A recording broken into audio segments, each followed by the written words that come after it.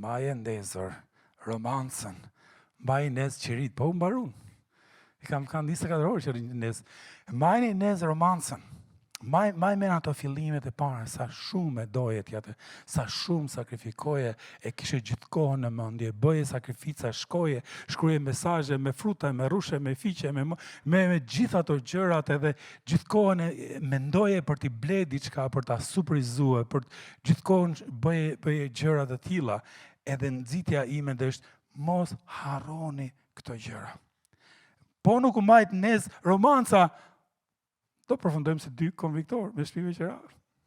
Ose shtëpia jonë, po si dy konviktorë prapë se prapë. Kështu që ndizeni romancën, bëni gjëra, flisni bashk, lutuni bashk, shifni filma bashk, nuk ndo vetë, do kultivu ajo gjë. Edhe nëse më ndihmo me këtë foton, nëse kjo foto, ky fidani u lirit, mund të ilustroj fillimin e martesës, ditën që ti u martove, që ti the po, ajo tha po, edhe do e marrësh këtë vazën bashkë me ditën e parë që shkon të shtëpia, qa do ndodhi? Qa do t'i bëjmë se vazës? Do të kujdesesh.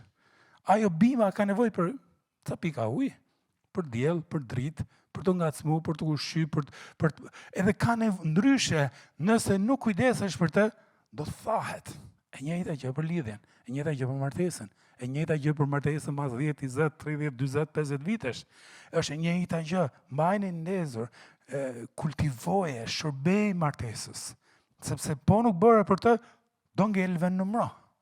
E cakton, nuk e di, një ditë, një javë, apo qa do lloj forme, si, ta mash ndezur romancën e të ri, edhe të fuqizohet nga një filiz i vogël kjo pema, të bëhet në fidan ulliri, të bëhet në pemë ulliri.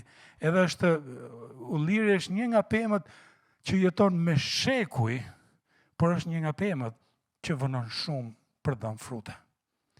Sepse do kohë të maturohet.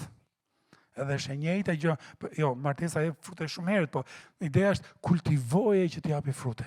Rrite koka që t'japi frute, edhe që t'jetë e gëzueshme, edhe çdo gjë shkoj bukur. Kështu që ju bëra me ndushëm, po mirë bëra se këtë punë kam unë. Pyetja ime do ishte cila nga ato të pesta çalon një çik, për ju që jeni të lidhur, për ju që jeni të fejuar, të martuar, për cila çalon nga ato.